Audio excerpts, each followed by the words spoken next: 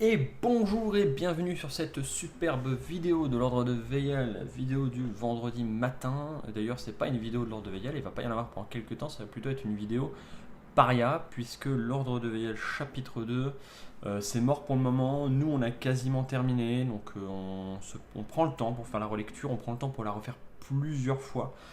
Essayer de virer un maximum de fautes, de s'assurer que tous les embranchements se suivent, hein, puisque je rappelle que l'idée c'est quand même d'écrire une espèce de gros livre dont vous êtes le héros, donc il faut s'assurer que les enchaînements soient logiques. Il y a 350 embranchements, 200 pages à peu près, donc il y a du lourd et c'est un travail de titan. On aurait pu se le faire en version plus courte et plus acharnée pour nous, mais là du coup on prend le temps de le faire puisque les transports c'est mort.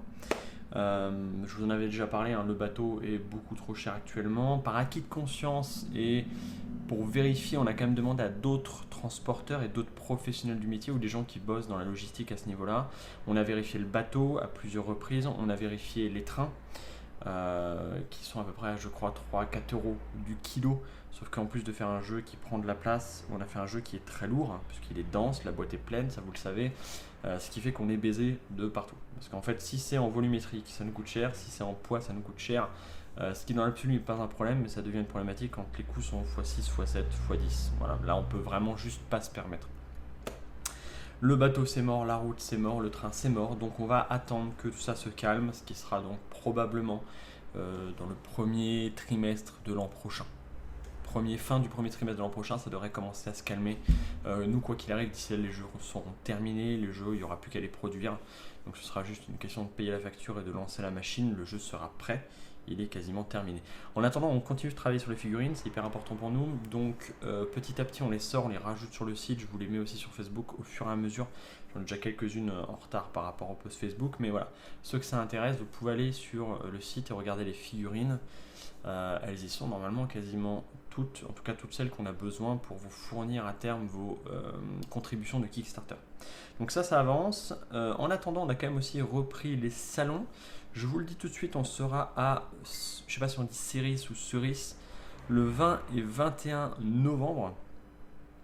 C'est du côté de Paris dans le 77 je crois. On sera à Angoulême du 10 au 12 décembre. D'ailleurs je fais un appel ici si jamais quelqu'un sur Angoulême on cherche quelqu'un pour nous loger. Si jamais quelqu'un a une place sur un canapé je prends.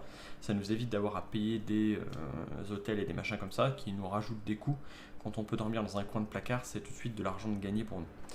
Donc si jamais vous avez quelqu'un que vous connaissez sur place qui peut nous héberger, même s'il faut qu'on ramène des trucs gonflables, tout ça, juste de la place en fait au sol, ça nous suffit amplement. On était à Vichy aussi ce week-end. On avait fait Orléans la dernière fois. Vichy et Orléans, ça a été kiff-kiff la même chose en termes de succès pour nous. En fait, on s'est rendu compte qu'on est arrivé à une maximisation de ce qu'on peut faire niveau argent en fait. C'est-à-dire qu'à chaque fois qu'on présente un de nos jeux, surtout lors de Veyel, il y a au moins tout le temps une personne par table qui accepte et qui l'achète. On est à 100% de taux de transformation en fait, c'est très rare, extrêmement rare qu'on n'ait pas une table où il y a au moins un mec qui est sur place qui dit je le prends, ce qui d'ailleurs nous donne toujours confiance pour la suite en fait. Hein. Mais on est embêté parce qu'on ne peut pas vraiment raccourcir les parties, on ne sait pas comment on peut faire, on va essayer de gratter du temps parce qu'en fait on n'en vend pas tant que ça, parce que les parties sont longues et en même temps c'est difficile de vous présenter le jeu en moins de temps que ça. Donc on va essayer de réfléchir à voir si on arrive à optimiser un peu ce truc là, mais bon ça c'est du blabla pour nous en interne. Quoi qu'il arrive, les salons pour nous sont rentables, ils le sont au mieux que de ce qu'ils pourraient être, donc ça se passe relativement bien. J'ai quand même une question qui m'a été posée et ça me permet de vous parler de ce qu'on va faire par la suite. Pendant le salon de Vichy, j'ai quelqu'un qui nous a dit, c'est pas vraiment une question, plus une affirmation, il m'a dit, et du coup, vous, votre ligne éditoriale, c'est la Dark Fantasy. Effectivement, Divine Corruption actuellement et l'Ordre de Veyel sont deux jeux dans ces univers un peu sombres de Dark Fantasy, donc une fantasy qui est un peu plus ancrée dans le réel et qui est donc un peu plus sombre, hein, en opposition à l'Heroic Fantasy, toutes ces choses-là. Et je me suis dit, c'est pas si con ce qu'il dit là, il a raison, mais de fait, sur le long terme, non, puisque les prochains jeux qu'on va faire, il y a de grandes chances qu'ils s'éloignent en fait de cette Dark Fantasy que vous connaissez actuellement. Alors bien sûr, il y a toujours le deck building ODV hein, qui traîne dans les bacs, qui arrivera probablement à un autre. Mais par exemple, notre prochain jeu qui s'appelle l'eau de la bouteille, donc comprendre l'au-delà comme le paradis et bouteille comme une bouteille d'eau, puisque ça va être un jeu de mots sur les mécaniques du jeu. Il n'est pas du tout dans la Dark Fantasy. Donc je me suis posé la question en fait, c'était quoi le point commun entre tous les jeux qu'on faisait et c'était quoi la ligne éditoriale, qu'elle soit thématique ou au niveau des règles que l'on se donnait nous quand on jouait. Et ce qui est en tant que joueur et en tant que passionné avant tout une dynamique de se dire ok, qu'est-ce qu'on n'aime pas dans les jeux et qu'on ne veut surtout jamais revoir chez nous en fait. Et en fait je me suis rendu compte que ce qu'on essayait toujours de faire c'était surtout une chose, on essayait toujours de garder les joueurs actifs tout le temps. On a horreur nous typiquement des genres de jeux où je joue mon tour et il se passe plus rien pour moi pendant 3 ou 4 minutes, le temps que tout le monde fasse son tour, et je rejoue pour moi, et je fais plus rien pendant 3-4 minutes. C'est d'autant plus désagréable quand tu as quelqu'un qui joue vite, ou que tu es quelqu'un qui joue vite, et que tu es entouré de gens qui jouent plus lentement, ou que tu as des gens qui apprennent le jeu, tout ça, ça peut devenir lourd en fait sur le long terme, de dire bah, je sais que là j'ai joué mon truc en 10 secondes, et que pendant les 5 prochaines minutes je ne sers à rien. C'est pour ça que lors de VL, vous êtes encouragé un maximum à regarder ce que les autres font tout le temps, parce que ça peut changer votre stratégie jusqu'au dernier moment. Vous êtes mine de rien normalement concerné par les jets de dés des poteaux, vous êtes toujours concerné par ce qui se passe autour de la table pour tout le monde, même quand le MDD bien sûr attaque tout ça. Et même principe pour Divine Corruption, et ça vous le savez, c'est un semi-coopératif, tout le monde va tout le temps vous demander de l'aide, et vous allez pouvoir pourrir le mec qui vous a demandé de l'aide, ou échanger des cartes, ou pourrir les gens qui sont partis sans vous. Vous êtes tout le temps en train de regarder ce que les autres font, même quand officiellement c'est pas votre tour à vous.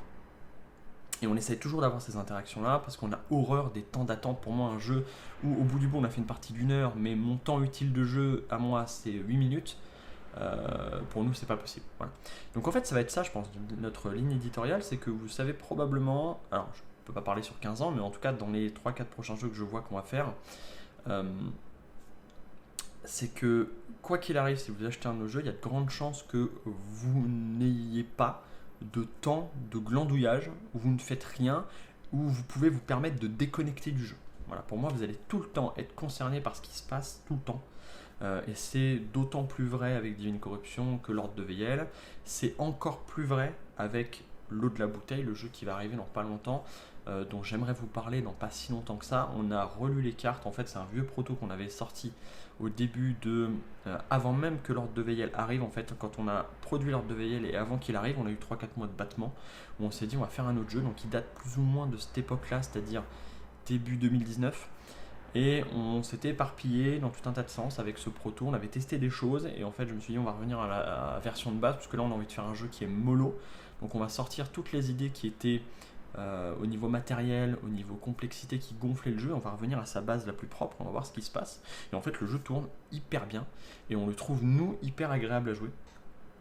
Et il n'y a pas de temps mort, il n'y a pas de notion de je vais glandouiller, on est tout le temps concerné par ce qui se passe et nous on adore ces jeux-là. Donc ça les rend beaucoup plus agréables à jouer, en tout cas pour nous. Après c'est vous qui nous direz au bout du bout. Donc ce jeu-là, ça va sortir probablement assez rapidement.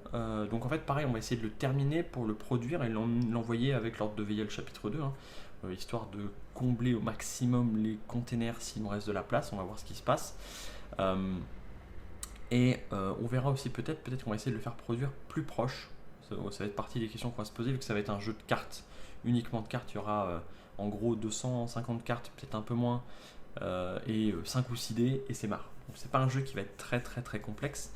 Niveau matos, il va être mis en place en littéralement 30 secondes, puisqu'il y a 3 piles. Et on joue très très vite et pour nous ça marche très bien. Bref, je vous en parlerai un peu plus en détail si ça vous intéresse, vous me le dites. Voilà un petit peu pour les news de Paria. On va peut-être faire un Kickstarter aussi. Dites-nous si vous seriez tenté par un Kickstarter pour nos prochains jeux. Est-ce que vous voulez qu'on refasse une campagne de financement participatif, sachant que nous tout l'argent est bon à prendre puisqu'on ne sait pas les coûts de transport et plus on a du fric, plus on a de chances de dire on peut payer même si c'est plus cher. Mais voilà, concrètement on y réfléchit, on ne sait pas si ça va vous intéresser. Si concrètement un Kickstarter vous dit on est chaud, on y réfléchira et donc on vous fera un petit Kickstarter avec probablement un montant qui sera pas très élevé, parce que ce sera un petit jeu de cartes pour donc l'eau de la bouteille. Bien sûr d'ici là je vous ferai des vidéos explicatives, je vous expliquerai c'est quoi le but du jeu, comment ça marche, où est sa saveur.